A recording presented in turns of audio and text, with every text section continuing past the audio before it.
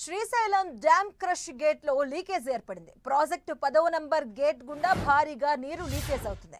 ఇక గత నెలలో ప్రభుత్వం మరమ్మతుల కోసం 1,30,00,000 రూపాయలను కేటాయించింది. ప్రాజెక్ట్ అధికారులు గత నెలలోనే మరమ్మతులు చేయించారు. కానీ ఇప్పుడు మళ్ళీ 10వ నంబర్ గేట్ లీకేజ్ అయింది. ఇక నాసిరకం పనుల వల్లే లీకేజ్ ఏర్పడిందని ఆరోపణలు వినిపిస్తున్నాయి.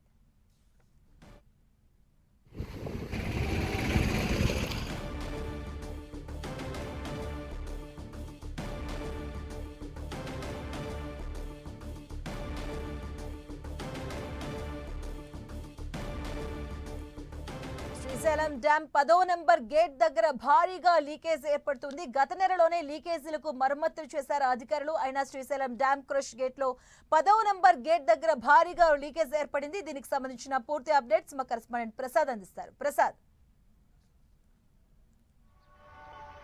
మాధవి, రెండు తెలుగు రాష్ట్రాలకి కల్పతరువుగా ఉన్నటువంటి శ్రీశైలం ప్రాజెక్టు బహుళార్థక సాధక ప్రాజెక్ట్ అయినటువంటి శ్రీశైలం గేట్లకు సంబంధించి అభద్రతా భావంతో అధికార యంత్రాంగం ఉండడంతోనే క్రష్ గేస్ ఏదైతే 10వ నెంబర్ క్రష్ గేస్ ఉందో ఆ గేటుకి లీకేజ్ కావడం జరిగింది. 10వ నెంబరు డ్యాము లీకేజీ కావడంతో రైతాంగం తీవ్ర ఆగ్రహాన్ని వ్యక్తం చేస్తుంది. గత నెలలో కూడా ఏదైతే 10వ గేటు లీకేజ్ కావడంతో రబ్బర్ సీల్ వేసినప్పటికీ అధికారుల అలసత్వమే దీనికి కారణం అనేది స్పష్టంగా అర్థమవుతుంది. ఏదైతే ఇప్పుడు ఫ్లడ్ దాదాపు 1,00,000 క్యూసెక్లు శ్రీశైలం డ్యామ్ చేరుకుంటుంది. ఇప్పటికే భారీ ఎత్తున డ్యామ్ నిండింది. మళ్ళొక 10-15 రోజుల్లో డ్యామ్ గేట్లు ఎత్తే సందర్భంలో లీకేజీ కావడంతో మాత్రం అధికారుల అలసత్వం పూర్తిగా ఉందనేది స్పష్టంగా అర్థమవుతుంది. దీనికి సంబంధించి రైతాంగం తీవ్ర ఆగ్రహాన్ని వ్యక్తం చేస్తుంది. ప్రతి సంవత్సరం కూడా శ్రీశైలం ప్రాజెక్ట్ అంటేనే భారీ ఎత్తున వరద నీరు చేరుతూ ఉంటుంది. అలాంటి సందర్భంలో అధికారులు ఎప్పటికప్పుడు అప్రమత్తం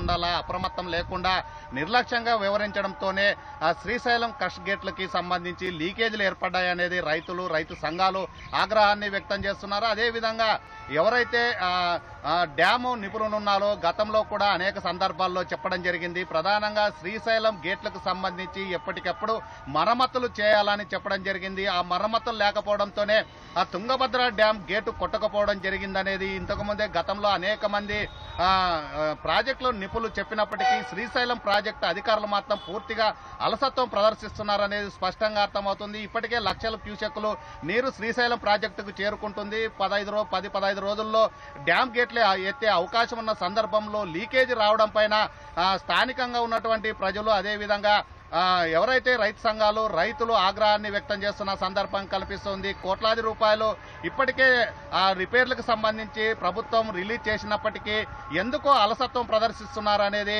ఆగ్రహాన్ని వ్యక్తం చేస్తున్న సందర్భం కనిపిస్తుంది. ప్రతి సంవత్సరం కూడా క్రష్ గేట్ల పైన దృష్టి సారించకపోవడము ఇప్పుడు 10వ గేటు లీకేజ్ కావడానికి ప్రధాన కారణం అధికారుల నిర్లక్ష్యం అనేది స్పష్టంగా అర్థమవుతుంది. గత నెల కూడా ఏదైతే లబ్బర్ సీల్ గేటు లీకేజ్ ఉండడంతో లబ్బర్ సీల్ వేసి మరమ్మతులు చేయడం జరిగింది. అయినప్పటికీ మరమ్మతులు సక్రమంగా చేయకపోవడంతోనే ఇప్పుడు గేట్లలో నుండి లీకేజ్ వస్తుందనేది చెప్పవచ్చు. ప్రధానంగా శ్రీశైలం అంటేనే రెండు రాష్ట్రాలకి సాగునీరు అందించేటువంటి ప్రాజెక్టు ఇట్లా లీకులు రావడంతో ఒక గేటు రావడం అదేవిధంగా మరి భవిష్యత్తులో మరిన్ని గేట్లు పెరిగే అవకాశం ఉండేదనేది ఆందోళన వ్యక్తమవుతున్న సందర్భం కనిపిస్తోంది. ఇకనైనా అధికార యంత్రాంగం అప్రమత్తమై ఎప్పటికే